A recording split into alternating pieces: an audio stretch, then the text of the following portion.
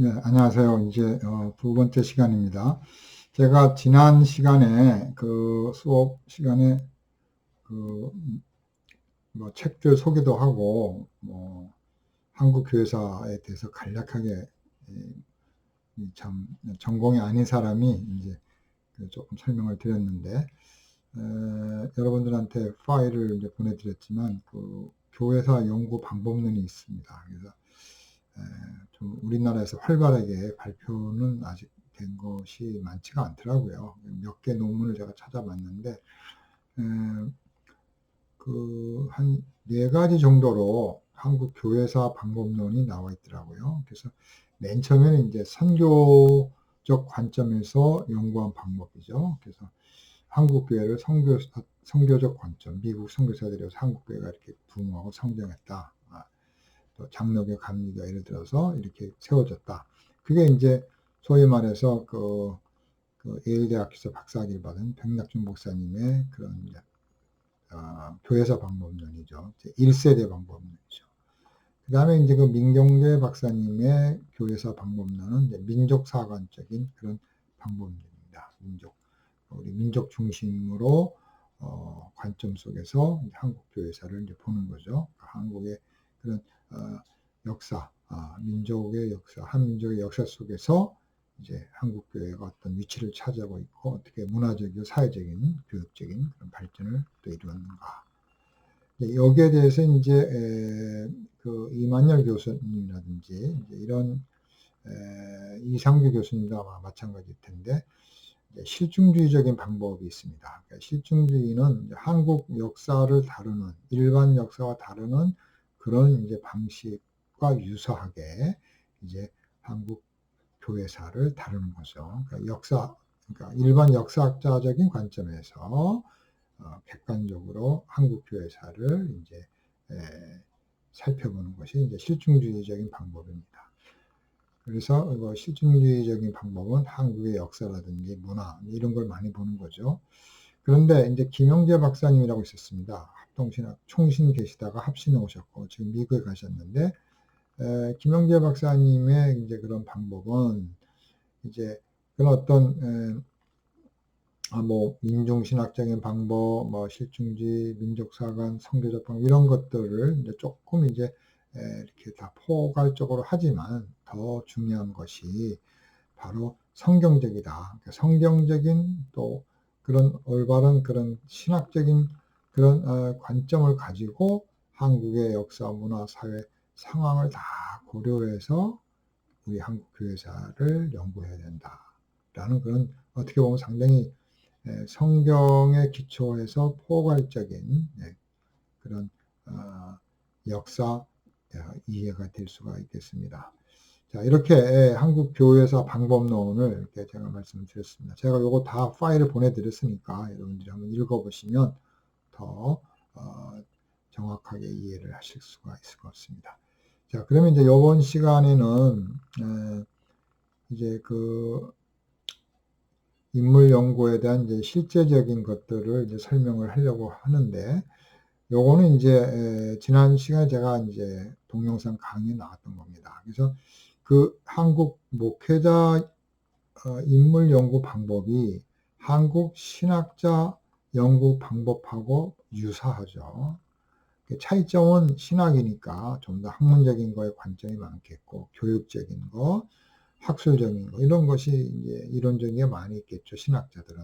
그러나 목회자들은 교회론적인, 복음적인, 목회적인, 또 교회당 증거, 또 이렇게 기도한 거, 이런 어떤 목회 현장에 대한 그런 내용이 상당수 많이 이제 포함될 수가 있습니다. 신학자들은 책을 통해서 우리가 연구할 수 있지만 목회자들은 설교와 교회 사역이라든지 또 그런 어떤 목회적 활동을 통해서 그 한국 교회 목회자 인물을 우리가 연구할 수가 있겠죠. 그래서 참고로 제가 이렇게 설명을 이렇게 간단하게 이렇게 한번 드리는 겁니다. 이미 다 강의를 했기 때문에 또 이 내용도 알려드렸고 강의안도 보내드렸기 때문에 자세히 하지는 않겠습니다. 그래서 이런 이제 일반적인 인문 연구를 할 때는 바로 이제 이런 출생이라든지 또 이런 사상이라든지 또 이런 또 사회적인 이런 관점, 또 역사적인 이런 것들을 이제 이렇게 살펴서 이제 그 어떤 신학자, 학자 이런 연구를 이제 할 수 있다, 이렇게 이제 설명을 할 수가 있겠습니다. 그래서 뭐 여러분들이 뭐 다시 한번 이것도 읽어보고 좀 더 깊이 있게 이렇게 이제 생각해 볼 수가 있습니다. 이번 시간 이걸 하게 되면 또 시간이 많이 가니까 또 이미 다 했고 여러분들 다 어느 정도 이해했으리라 생각을 하고, 이제 오늘 이제 두 번째 강의의 메인 이제 강의가 바로 이제 요거죠. 뭐냐면 이제 목회자니까 우리 목회자 인물 연구니까 그런 초점, 또 목회자가 누군가, 교회가 뭔가 이런 데에 초점을 두면서 연구가 이제 돼야 되니까 우리가 이제 그 실제적인 목회론적인 관점에서 이제 현장적인 관점에서 이제 우리가 그런 인물들을 연구할 수가 있습니다. 자, 그래서 이제 중요한 그런 전제들을 제가 생각을 해봤습니다. 첫 번째로 우리가 그런 연구를 할 때, 또 생애를 살펴볼 때 역사적인 관점, 특별히 일제시대 때 목회자들은 일본 제국지의 그 고통의 역사는 굉장한 거죠. 또 지리적인, 목사님이 산에서 출생했느냐, 도시에서 나왔느냐, 어렸을 때 산을 좋아했느냐, 그런 어떤 지리적인, 또 사상적인, 어렸을 때 어떤 철학자를 좋아했느냐, 어떤 목회자를 좋아했느냐, 어떤 부흥사를 좋아했느냐, 그런 역사적이면서도 사상적이면서도 또 그런 지질적인, 그런 생태적인, 그런 자연 생태적인 그런 문맥 안에서 우리가 인물 연구를 이제 해야 된다. 자, 그 다음에 이제 이건 제일 보편적이고 일반적인 건데, 우리가 그 인물을 연구할 때 가장 중요한 것은 어느 지역에서 출생했는가. 그러니까 이제 우리가 지역하니까 그 지역을 이렇게 강조하고, 도시에서 태어난 거하고 시골 농촌에서 태어난 거, 지역에 대한 차별을 강조하는 거 아니냐, 이렇게 볼 수가 있지요. 그거가 아니죠.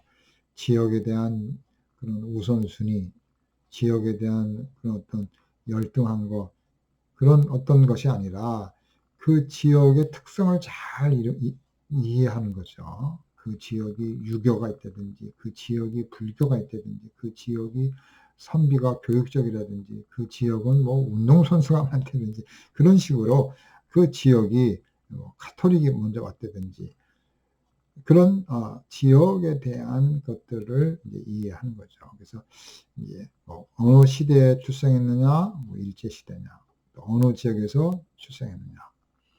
자, 그래서 그 지역의 이런 또 종교적, 불교냐, 이슬람이냐, 유교냐, 그 다음에 문화적인, 이 지역은 교육이 세다든지, 그런 식으로, 이 지역은 농사만 짓는다든지, 낚시만 한다든지, 그런 거, 또 지리적인 특성, 거기는 산이 많다든지, 산이 많으면 사람들이 상당히 사색적으로 되겠죠.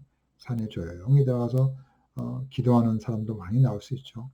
늘 산에 가서 기도하면 그 사람은 나중에 목회할 때도 늘 산에 가서 기도하는 그런 관점으로 이어지기 때문에, 그런 지질학적인 산이냐 강이냐 도시냐 이런 것들도 우리가 이해를 해야 된다는 겁니다. 예를 들면 칼빈의 경우는, 칼빈이 프랑스 리옹이라는 데 출생했죠.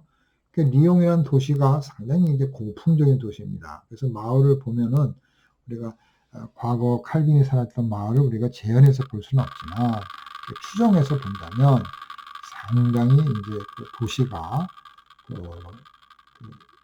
예배당, 큰 예배당 지역의 중심에, 약간 언덕 중심에 있는데 상당히 이제 그 어떤 위풍당당하고 사람들의 정신적 사고를 그 교회에 이렇게 집중하도록 위치에 또 장엄하게 지어놨습니다. 그러니까 이제 그런, 우리 리옹은 교회가 상당히 중요하구나. 교회 중심, 하나님 중심. 그런 어떤 신정주의적인 그런 상상력이 이제 그 도시를 통해서 나올 수가 있거든요. 그래서 그런 고풍적인 그런 어렸을 때의 그런 어떤 인상이랄까 그런 것들이 후에 제노바에서 칼빈이 이제 제노바 목회를 할 때, 제노바 대학을 세울 때도 상당히 비중 있게 좋은 바람이 불고 언덕 위에 그래서 이 흑사병으로부터 방어할 수 있도록 햇빛 잘 들고 또 언덕과 강이 보이고 또 이렇게 바람이 잘 통하는 그런 중요한 지역에다가 지었거든요. 그런 것들도 다 직접 간접적으로 연결이 될 수가 있는 거죠. 또 예를 들어서 쯔빙거리는 상당히 도시적인 인물입니다. 상당히 집안 배경이 좋아서 그런 어떤 교육적인 그런 것들을 잘 받았기 때문에 결국은 인문주의적인 그런 영향을 많이 받게 되는 거죠. 쯔빙거리가. 예를 들어서 루터 경우는 상당히 이제 아버지가 광고 출신이잖아요. 그러니까 루터 경우는 상당히 이제 그런 강인함과 그런 어떤 좀 투쟁적인 강함이 나오는데 쯔빙거리는 상당히 이제 학문적인 인문주의적인 그런 것들이 이제 그 쭈리에서 많이 혜택을 받은 거죠. 그래서 이제 나는 선천 출신이다. 평북에 이제 선천 여기 이제 평양 선천 유명한 도시죠. 여기 이제 많은 선교사들이 일찍이 학교를 세웠죠. 선천 중학교 유명하죠. 보성 이제 여자 학교 또 많은 그런 숭신 학교라든지 또 상업학교, 선천 상업학교라는 이런 그 아주 교육적인 거, 또 기독교적인 그런 이제 돼서 교육을 받았기 때문에 일찍이 독립정신이 강한 동네였죠. 그래서 여기에서 이제 항일투쟁 운동, 신민의 사건입니까? 이런 이제 사건들, 이런 독립운동 사건이 많이 나와서 일본 사람들이 감시 대상이 바로 이 선천이죠. 그래서 또 평양 출신이냐, 또 의성 출신이냐, 여기서 이제 좋은 인물들이 많이 나오기 때문에 그런 어떤 그 지역의 그런 학풍이라든지 또 그런 그 지역의 그런 민족의 이런 것들을 이제 볼 수가 있는 거죠. 자, 그 다음에 이제 시대적이고 또 시대의 어떤 그런 사상, 또 그런 사상적인 그런 어떤 풍토 이런 것들의 그런 현장감을 우리가 또 이해해야 그 인물에 대한 이해를 잘 할 수가 있습니다. 그래서 이제 쯔빙거리, 루터, 칼빈은 다 로마 카톨릭의 그런 교회 부패, 성직자의 부패, 그거를 성경에 근거해서 개혁했다. 솔라 스크립투라를 강조한 이유가 교회를 강조하고 사제를 강조하고 교황이 강조가 되니까 아니다.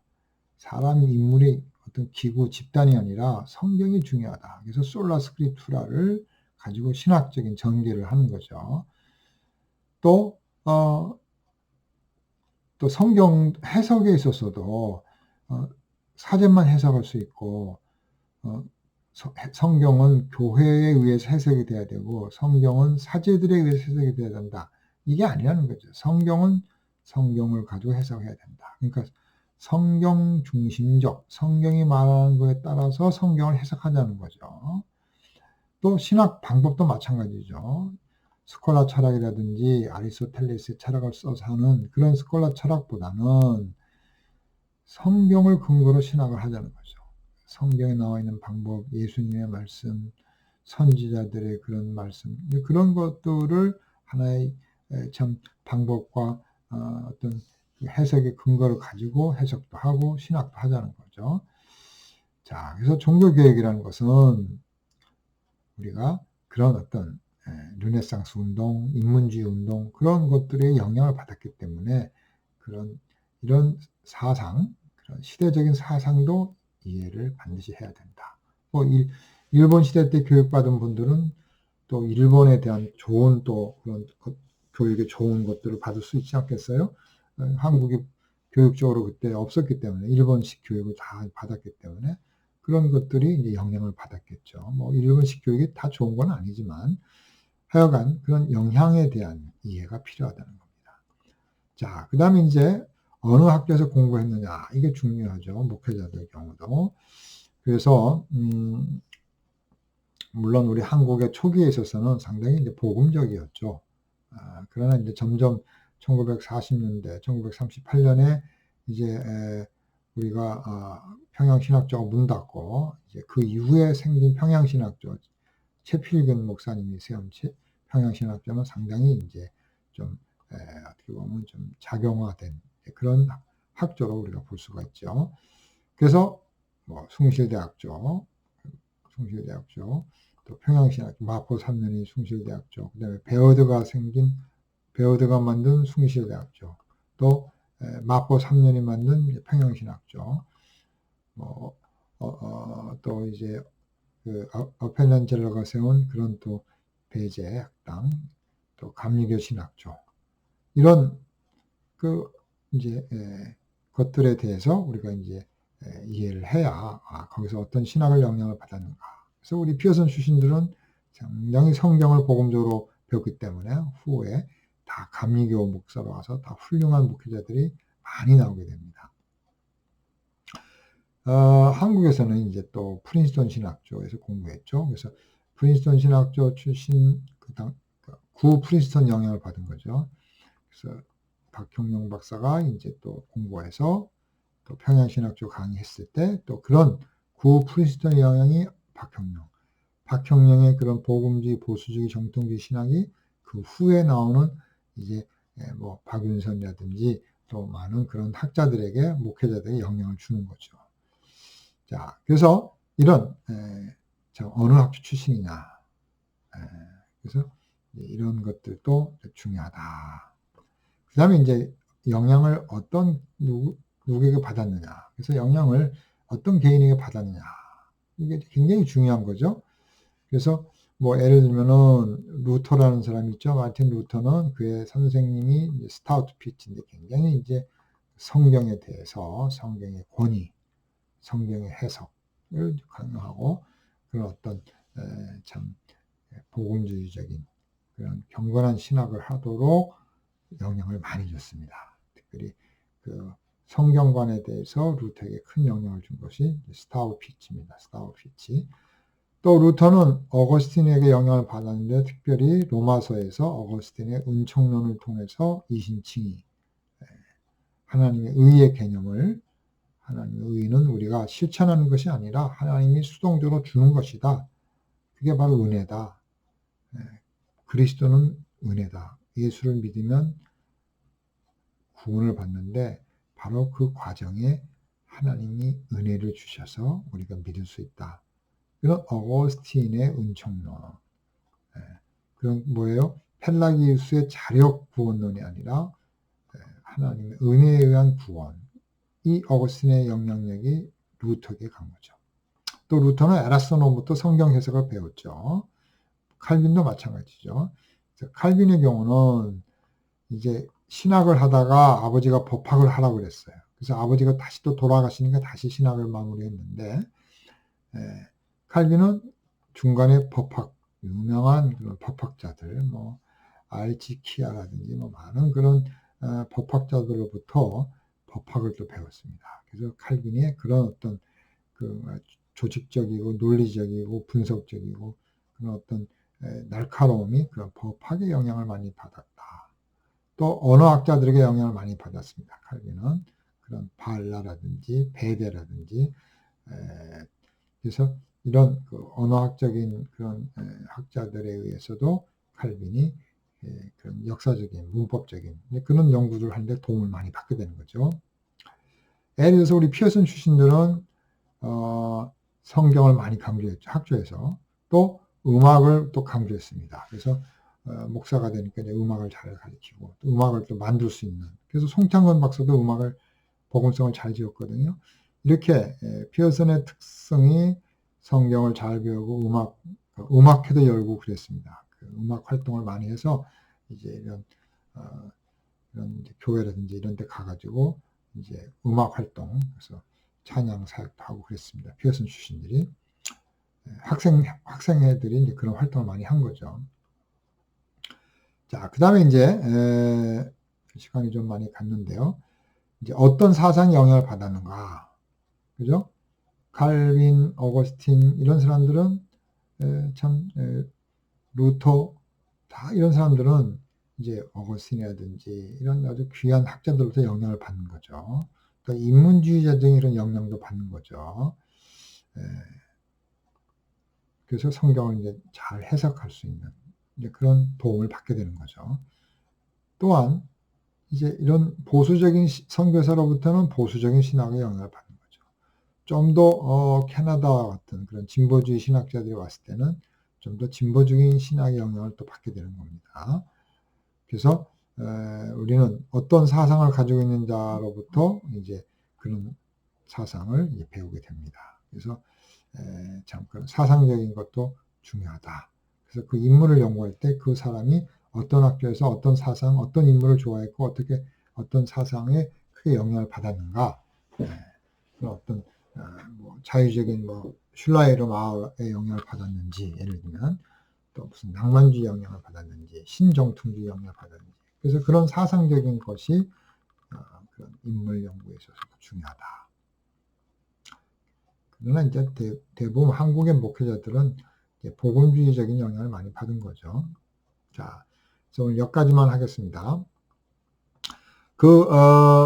이제 그 목회자의 또 그런 이념을 잘 이해해야, 그런 이념적인 사상적인 걸 우리가 또 이해해야 좀 더 그 사람의 철학이라든지 그 사람의 그런 어떤 세계관 이런 것들을 좀 이해해야 우리가 또 그 인물을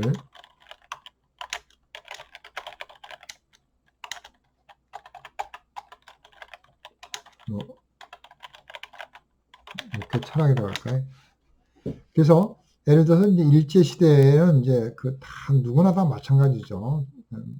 민족을 사랑하고 국가를 사랑하는.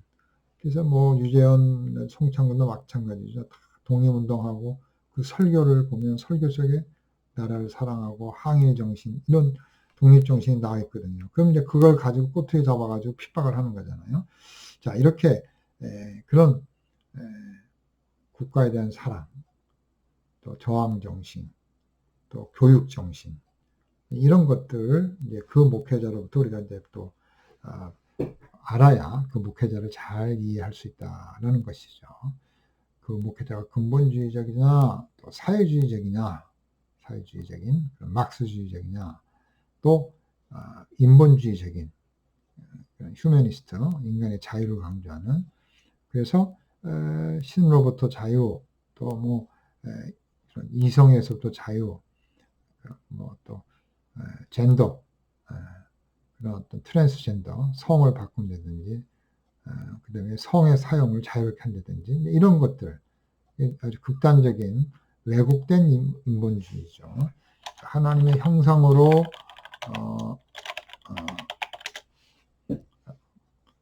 인간을 존중하는 그런 인본주의가 아니라 어떻게 보면 좀 르네상스에서 인간의 본성을 중요시하는 그런 어떤 좀 순수한 인본주의가 아니라 상당히 왜곡적이고 극단적인 인본주의자들이 또 있습니다. 오늘날에. 그러니까 우리가 또 그런 인물들은 이런 사상적인 것들을 우리가 살펴봐야 된다.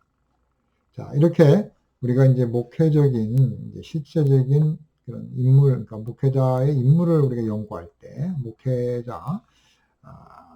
목회를 하는 사람으로, 교회를 목회하는 분으로서 그 목회자에 대한 연구를 할 때 우리는 이런 역사적, 지리적, 사상적인 거, 또 시대적인 거, 또 학조, 또 누구의 영향을 받았는지, 어떤 사상이 있는지, 또 그런 뭐 사상적인 세계관이라든지, 또 문화관도 마찬가지죠. 그래서 이런 것들을 우리가 살펴서 우리가 그런 인물에 대한 실제적인, 실천적인 연구를 할 수가 있고, 좀 더 이제 학술적인 관점에서는 이제 제가 이런 연구사, 그 인물을 어떻게 누가 선행 연구를 했는지, 또 안 했으면 간접적인 연구를 가지고 자기가 이제 최초로 선행 연구를 하니까 자기의 어떤 학술적인 연구 방법, 이제 들어가야겠죠. 뭐 질적이든 양적이든 역사적이든 문헌학적이든 그런 신학적이든 그런 이론적인 방법을 가지고 우리가 이제 인물을 연구하는 거죠. 그래서 여기는 좀 더 학문적인, 학술적인 뭐 논문을 쓴다든지 할 때 그 인문을 이렇게 연구를 했으면 좋겠다. 그래서 제가 이제 앞에서도 말씀드렸지만 그런 생애를 통해서 자기가 그런 인물화를 만들어낼 수 있는 그런 이제 글을 쓸 수 있는 인물을 조사하고 연구하고 분석해서 그 인물에 대한 이제 그런 학술적인 글을 만들어내는 그게 이제 하나의 목표가 되어야 되는 거죠. 그래서 인물을 선정하는 거, 선행 연구하는 거, 또 그런 이제 기존 선행 연구를 어떻게 이용하는 거, 또 객관적인 작업을 해야 한다는 거, 주관적을 피하고 또 객관적인 자료를 우리가 또 뭐 인터뷰라든지 뭐 그런 어떤 그 사람의 어떤 그 일기라든지 중요한 문헌들을 또 봐야 한다는 거, 그런 것들을 제가 이제 첫 시간에 이렇게 설명을 드렸습니다. 자, 좀 더 좀 깊이 있게 하시려면 여러분들이 연구하시려면 이제 학술적인 것들은 이제 그런 신학계 연구 방법에 제가 해놨으니까 여기 이 신학자들 연구 방법론을 공부하면서 목회자들에 대한 연구를 이제 좀 더 실천적이고 좀 더 현장적인 그런 관점 속에서 목회자 인물을 연구를 할 수가 있는 거죠. 그래서 그 인물을 연구하는 데를 도움을 주기 위해서 제가 이렇게 이제 제 나름대로 이렇게 한번 구성을 하고 정리를 해서 설명을 드렸습니다. 뭐 이거는 어떤 학자들에 의해서 검증이 되는 내용이 아니라 이제 제가 이렇게 생각해서 저의 관점에서 상당히 주관적인 객관적인 연구를 하라 하면서 제가 상당히 주관적인 저의 관점인데 이런 주관적인 것들이 이제 평가를 받고 뭐 여러분도 평가하고 또 다른 학자에서 평가를 받고 또 저도 다른 문헌에 의해서 평가를 받고 비교 연구, 교차 연구를 통해서 저의 강의안이 좀 더 학술화, 객관화 이렇게 진행이 돼야겠죠. 그래서 이제 아직까지는 목회자 인물 연구라는 그런 자체가 없기 때문에 제가 이렇게 한번 이런 틀을 기초적인 것을 한번 만들어 봤습니다. 그래서 이제 다음 시간에는 그런 이제 좀 더 필수적인 요소들 이런 것들을 조금 한번 살펴보겠습니다. 여러분들 수고 많이 했습니다. 감사합니다.